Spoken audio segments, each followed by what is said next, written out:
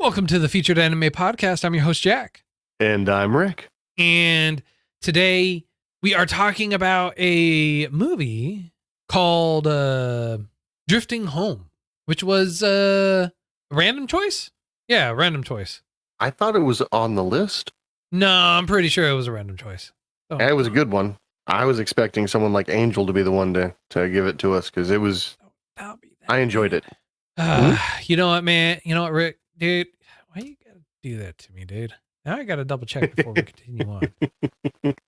Killing me. Well, you know, it was good. All right. No, it was not. It was a random choice by yours truly. Okay. By yours truly. Yes. Hey, it works. It was a good attempt, I feel. A good attempt or good choice?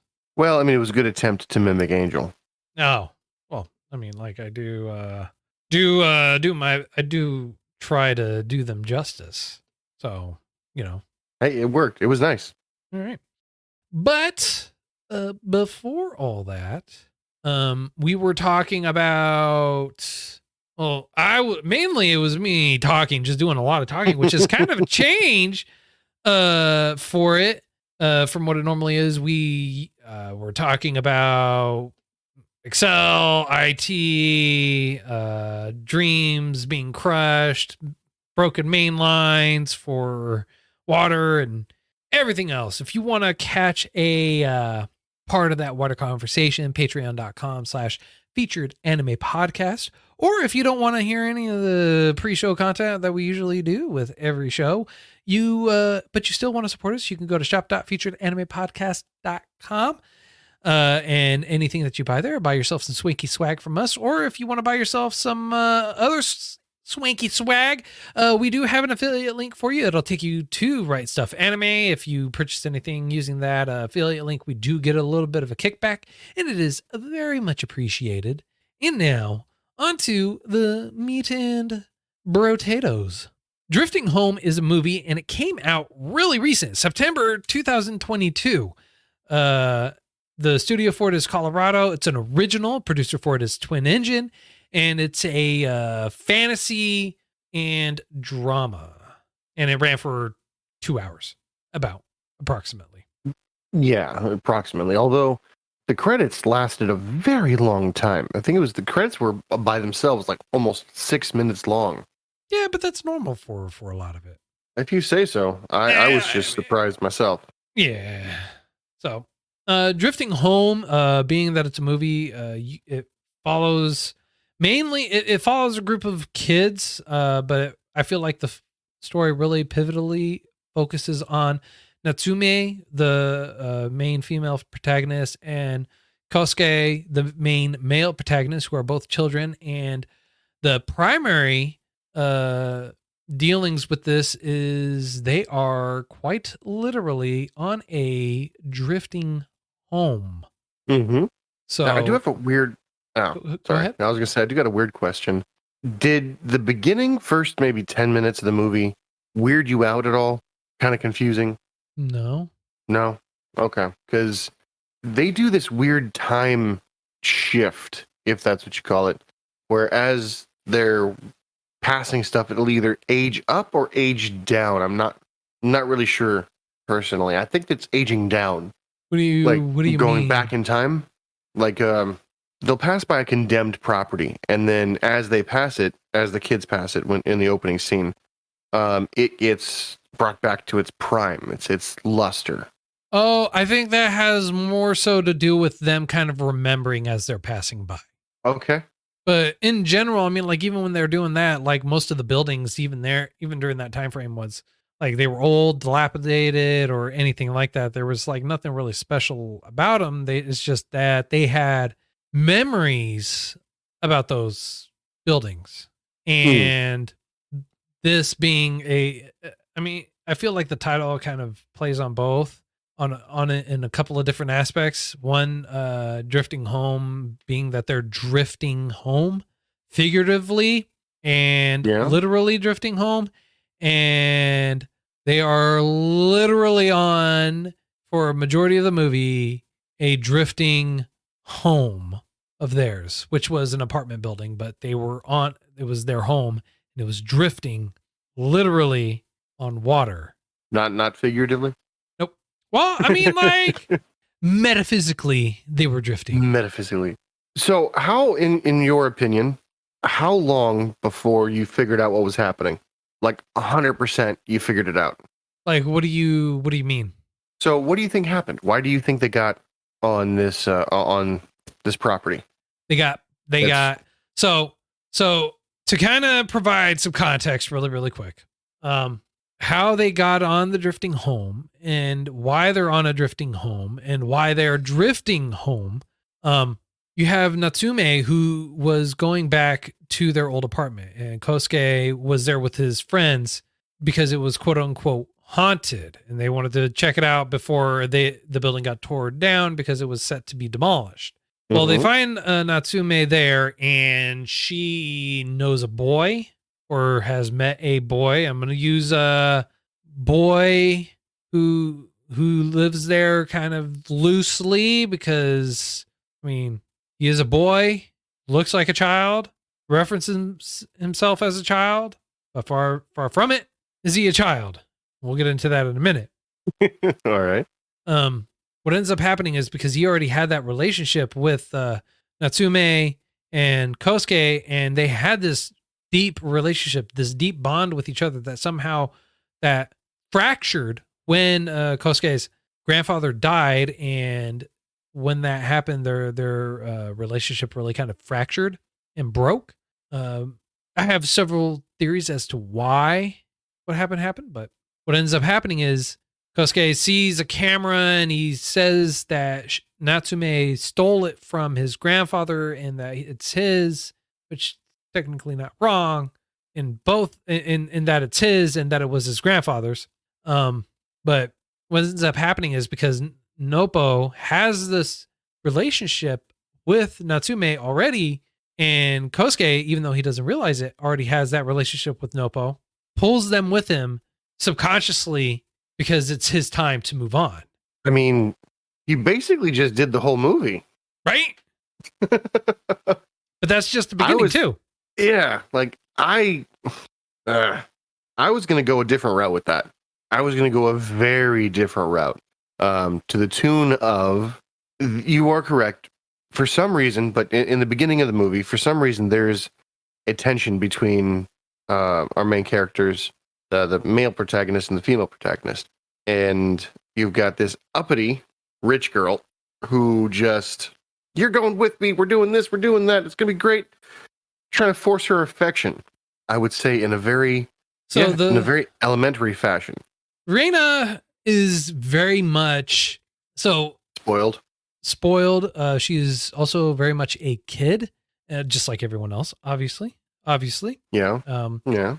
But she definitely, the thing is, and what I really liked about this movie is that they really keyed in on the child mentality for each of the characters, right? And it's not that everyone was the exact same, because even growing up, we all interacted or we all dealt with people that were exactly like that. Like we had one person that was like very pushy, very, uppity and everything like that, was very spoiled, got her way no matter what, or his way no matter what. And we all had to deal with them and, in various ways. Then you had the person that was always like kind of there just along for the ride. You had the one that was like kind of like the sports guy. You had a kid that was overly inquisitive, overly hyperactive, just did not know when to stop. Someone's always there blaming other people for all the problems that are happening. It's always everyone else's fault, never their own. Someone always accepting all the blame, all the responsibility, even when it's not theirs, always apologizing. And then you have someone that's always angry for whatever reason because they have a right to be. They have a chip on their shoulder. And so you had this wonderful melting pot mixture of emotions and personalities. And I feel like they did well for explaining and growing everyone, but also giving them the ability to have that personal growth through the movie. No, I definitely agree. There was a lot of development in this book.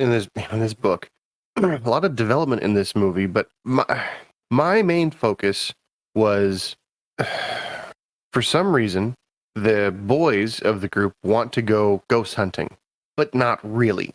You know what I mean? They want to go ghost hunting, but they don't want to find anything. Right. Well, they happen to find our female lead. Forgive me, I keep forgetting her name. The only name I remember is Nobu.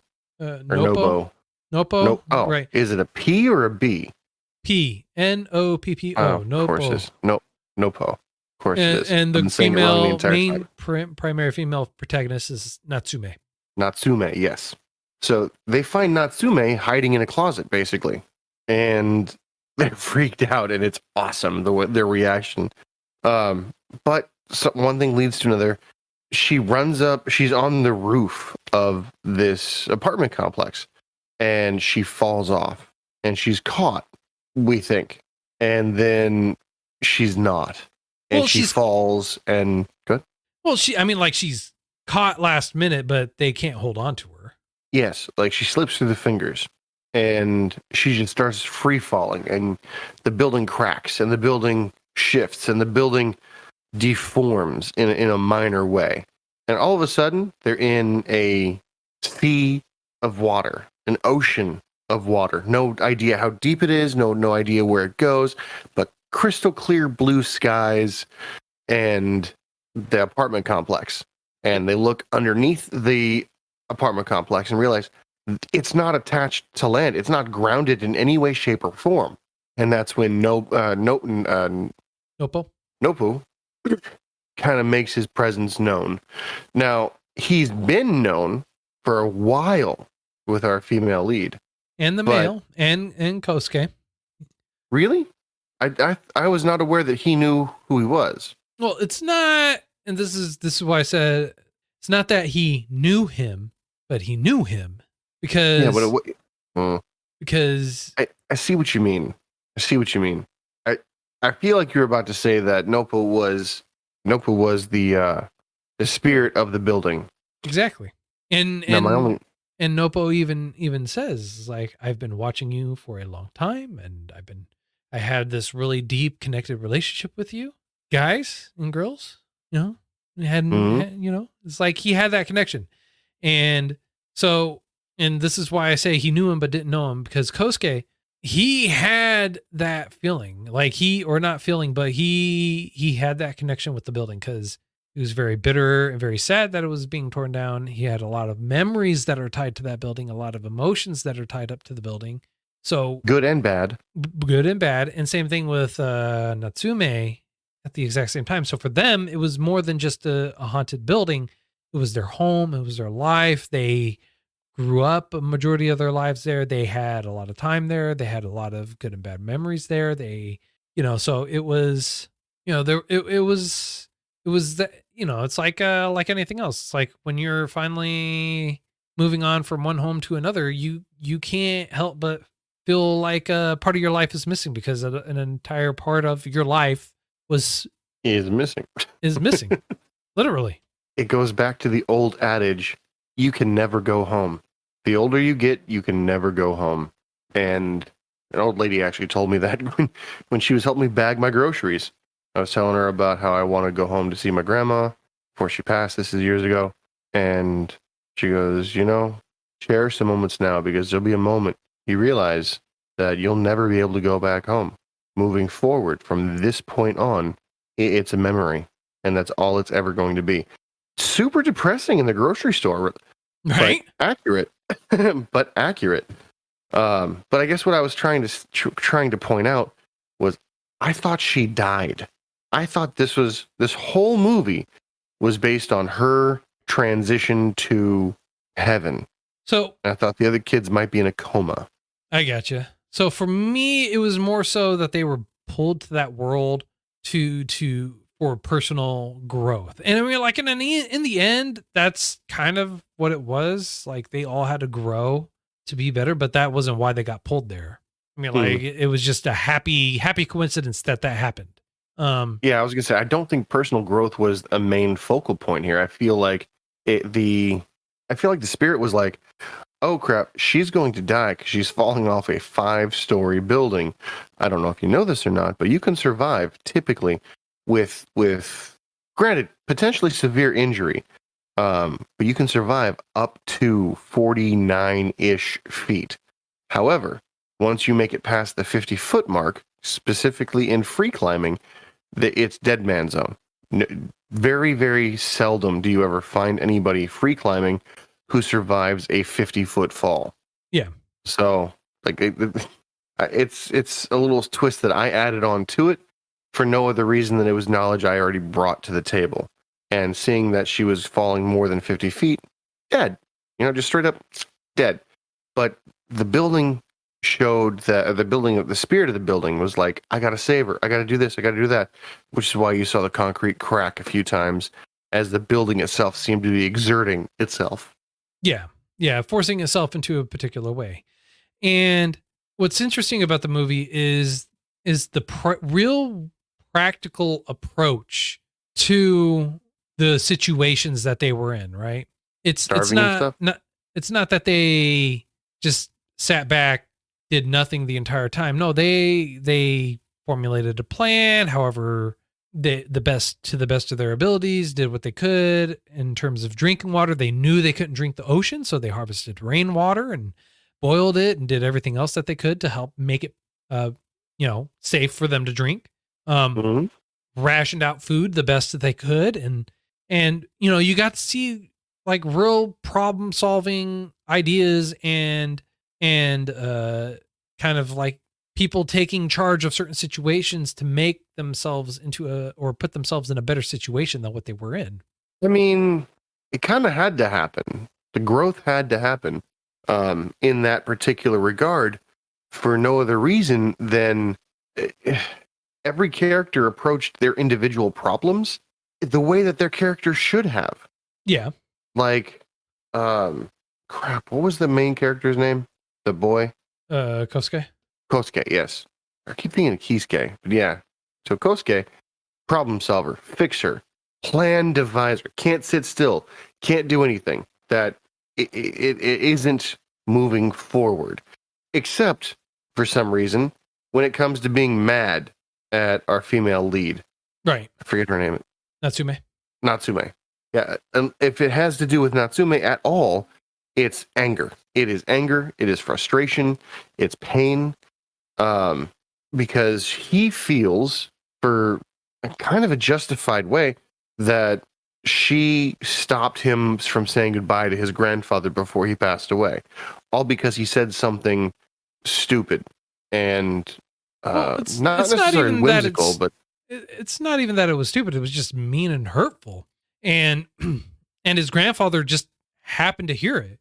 And it's not that she prevented him from seeing it. And this is where like kind of a blame game comes into play. He blames her for what had happened. When in all honesty, when he was being a kid too, he was being a guy, and I don't know. I mean, like, I don't think we're exactly the most thoughtful creatures out there. Just saying, like, we're pretty dumb at all most of the time. We can be. We have 6 minutes left. We have the technology. We can do it better. We do. We can make it. We can make better decisions with technology, i.e. ChatGPT. But I thought it was, looking at it from the frame of the building is dying, it's a whole different story than Natsume is dying or dead or in a coma. Right.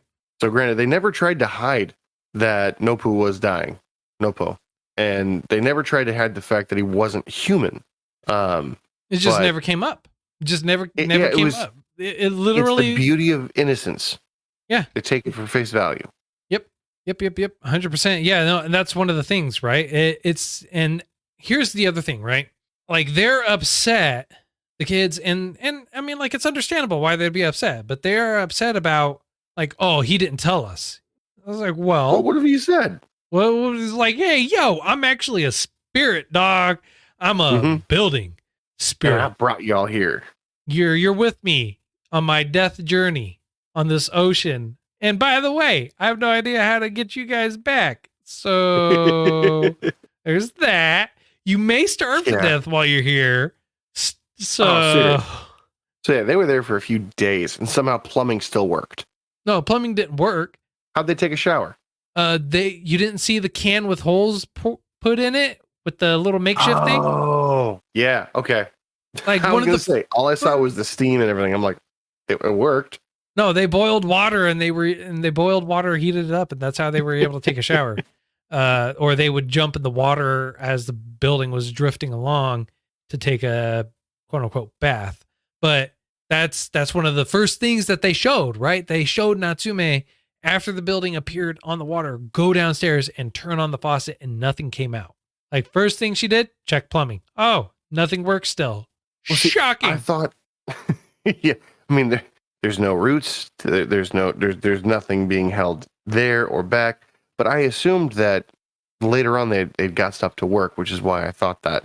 But it kind of brings me to another thought process, right? If every building that we see in this movie has a spirit, and not necessarily a spirit that's going to make a successful journey, but if they all have a spirit, is it because they're mad, happy, sad?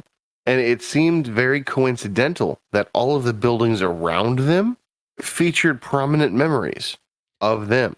I think that was more along the lines of a happy coincidence, right? Because they ran into a couple other buildings at the same time a little bit later on where they knew nothing about it.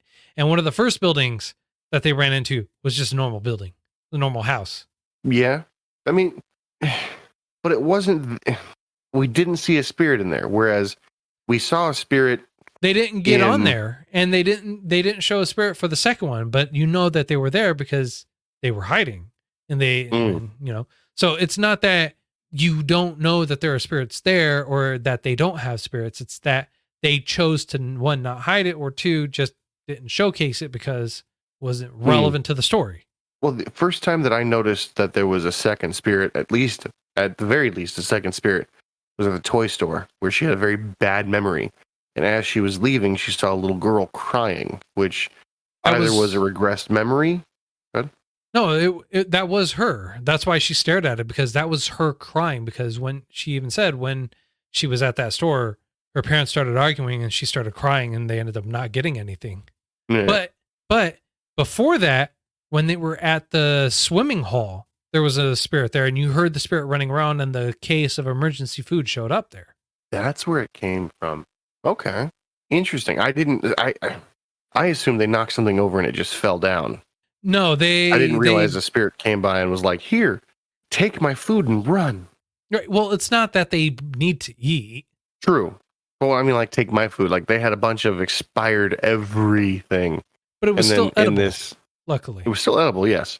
And then in this, in case of emergency, very few things were expired because the life was incredibly long for the food. Yeah. So I mean, like, honestly, they only showcased the spirit when it honestly really became relevant to do so. Mm-hmm. Other than it not being relevant to showcase the spirit, there was no need to. So, and they only showed the spirit of the Ferris wheel one later on because, like, it's kind of hard to hide when you're on an island of dirt and a Ferris wheel. It's kind of hard to hide. You have nowhere to hide. It's not a building per se. At what point in time do you think it won't be a building? What was that blackness that seemed to be consuming everything? Negative emotions. It was the dark side. It was the darkness. And what was up with that other building ramming our building? Well, it just happened to be how the water flowed and drifted along. Oh no, that was intentional. You don't know that? You can't prove it. They can't dictate. It hit. They can't. Hey, you can't tell me that. You can't tell me that it was on purpose. You don't know. Did you sit down with that building spirit? Did you sit down with them? Did you have words with them? Did you talk to them? No, you didn't. Chill. Don't throw accusations. I'm gonna say something I'm gonna regret later because it's not true, but it sounds like it could be just to win my argument. Okay. Well, it wasn't Spark Notes. I mean, are you saying you read the Spark Notes and that it didn't say that in there? Or are you saying that you read the Spark Notes and they purposely left out the information that you were trying to find to help prove your point? I claim irrelevant. So my question is, did you talk to the spirit? Did he tell you, yes, I purposefully rammed into the building? Irrelevant. So using that same logic, did you talk to the spirit and you find out that I wrote a letter. That was not the intention? I'm waiting on a response right now. From Santa Claus too, I'm sure. Yeah, he wrote me back last week. He said everything's still good and you're getting coal again. Well, someone's got to stay warm. Hey, I asked him to send you coal so that way you can have a nice barbecue. Don't ruin my Christmas gift to you, sir. All right, fine. Christmas in July. I'll take all the barbecue, all the barbecue bricks I can use. That's it. That's all I ask. All right. So yes, I did. And they said, why you trying to make them look bad? A response. They just wrote me back via email right now. They said, why are you trying to make them look bad? Huh? How does he have internet but no TV? No internet. There no other facilities. Why are you assuming that he doesn't have any facilities there, sir? Did you go in there? Did you look around? Did you talk to them? Nope, didn't need to. It was shown that the cell phones had no service. It showed that the gaming system had no service. It showed that they were all disconnected from any form of civilization.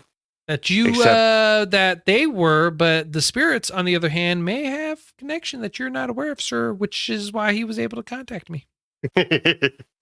Fair. Someone's got it. By the end of the movie, when you find out what's actually happening and beautiful scenes, I might point out, happened. The group of building children, as you could call them, makes perfect sense. Perfect sense. Now, I'm kind of curious, why did everything from their own childhoods show up? I feel like it was more so along the lines of a happy coincidence. Okay, so you don't think it was on purpose. You just think it was coincidental. Yeah. Why? Why not? I don't know. Good answer, though. So, I don't know, man. I mean, it was a good movie. I enjoyed it. It was a good movie. The artwork was great. It was very beautifully done. The music was well done. The animation style, I really honestly had no problems with, no issues with. There are things there are some things where it's just like, I wish I kind of had answers, but you know what? It's kind of irrelevant, and I'm perfectly okay with not knowing. Yeah. I mean, there's a few scenes in here that I find to be key to the plot that we're not discussing. I imagine on purpose to try to give you, the viewer, the reason to actually watch it, because it's worth the watch, in my opinion. It is. It's not heart-wrenching, so it's not going to make you cry unless you're already prone to crying. Unless you have a natural proclivity to it. Right. I hope to God I'm using that word right. We'll find out later. Yeah, we'll find out in the comments. But it's worth your time. It's worth your time. It's worth, in my opinion, it's worth your anybody who enjoys a good show, a good movie. This is a movie you can get behind, because it's not fantastical enough to throw you off or put you out, but it's based in enough reality that a Deus Ex Machina doesn't just show up out of nowhere and save the day. Yeah, which is really, really nice, honestly. It's breath of fresh air. It is a breath of fresh air. That is for sure.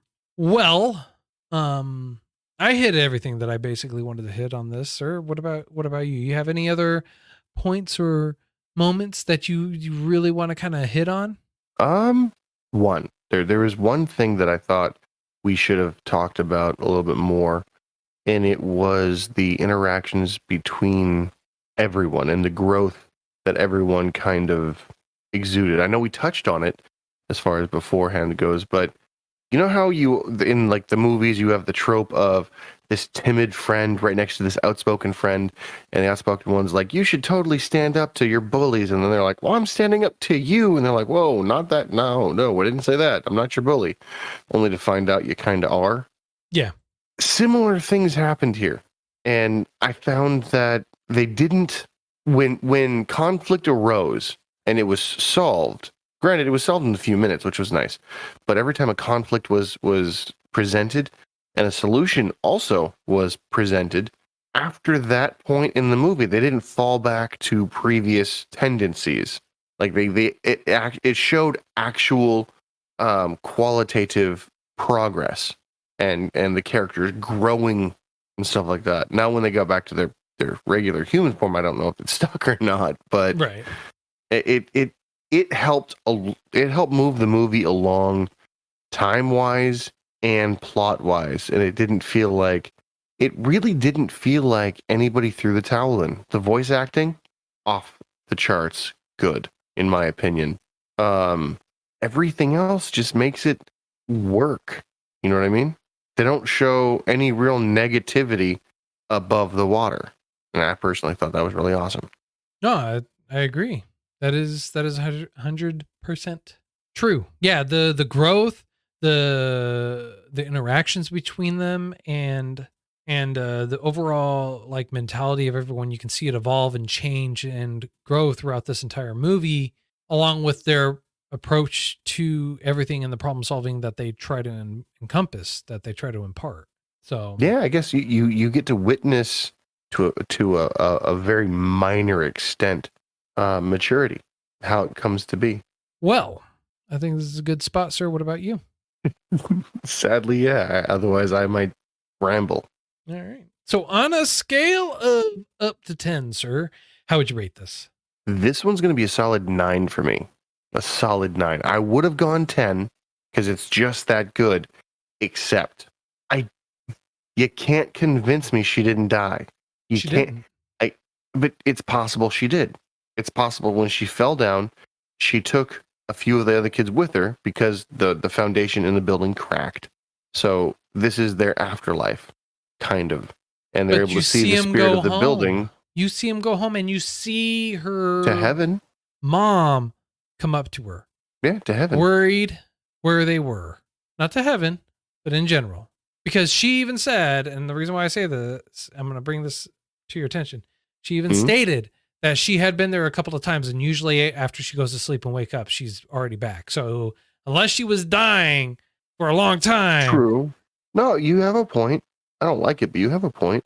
It's one of the reasons why she had all those supplies, because she expected to be back here. Yep. Okay. All right, so it turns out that she didn't die. Well, I'm still going with the 9 because I'm not completely convinced. That's fine. No, that's fine. I'll actually agree with you. I'll go with a 9 on this one. I don't think it's a perfect 10. I do think, well, the characters and everything like that, I'm totally on board with it. I just, some of the characters I just really didn't like on a fundamental level. I just hated them. They irked me the wrong way. One of those characters being the Rihanna, the rich girl, the one that blames everyone for everything. That's kind of a bully. Yep. That's her. Just like, I did not like her on a fundamental level. And Tayashi, or Tashi, the boy that's super hyperactive, jumps around, everything like that. Won't shut up. Yeah, he's another one that I just, both those guys kind of just like really ruined the movie for me. And not to where I hated it, but it just, they are keeping it from a 10. However, while I was starting to watch this, I was like kind of worried that I had seen it before, and no, I never saw it before. So thank God for small favors.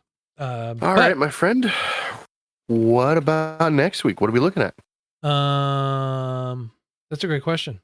We're going to be watching a series, and it's called Supposed Kid from the Last Dungeon, Boonies Move to a Starter Town. I've seen 1 or 2 episodes of that. I've seen 1 or 2 episodes. It's gonna be a good one. I like it. Yeah. All right. Well, I know that you're gonna enjoy it, sir. I know I will certainly enjoy it.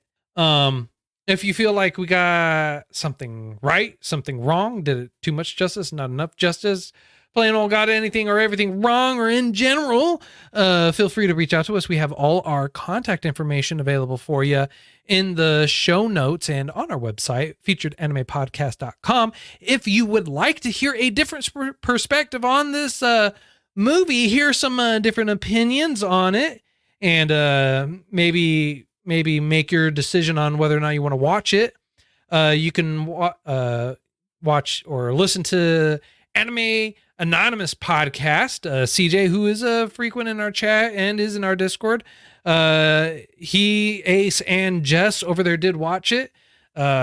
Ace and Jess, kind of middle of the road for them. CJ, not so much. It was very it was a 3 out of a 10 for him. So if you want to hear a completely different perspective on it, go there, listen to them, give them a listen, and then, you know, just make your decision after that. So that way you have both ends of the spectrum going on. If you want to support us, help us grow, help us expand everything like that, you can go to patreon.com/featured anime podcast. $1 a month will get you access to the bonus content that we always do with every episode. And special for patrons right now, I will be sending out to them, whoever provided or has an address on their Patreon profile, a holographic version of the podcast logo with the updated, new and improved art. It is exclusive for them. It's only going to be this one time. After that, much like the way of the dodo, it will go away. So patreon.com/featured anime podcast, $1 a month to get access to that now. And if you want to buy some anime swag or some of our merchandise, shop.featuredanimepodcast.com, or you can hit the affiliate link. It'll take you to Right Stuff Anime. Anything that you buy on there using that affiliate link, we will get a little bit of a kickback, and it is very much appreciated. And until next time, I'm Jack. I'm Rick. Let's go swimming next time. Later.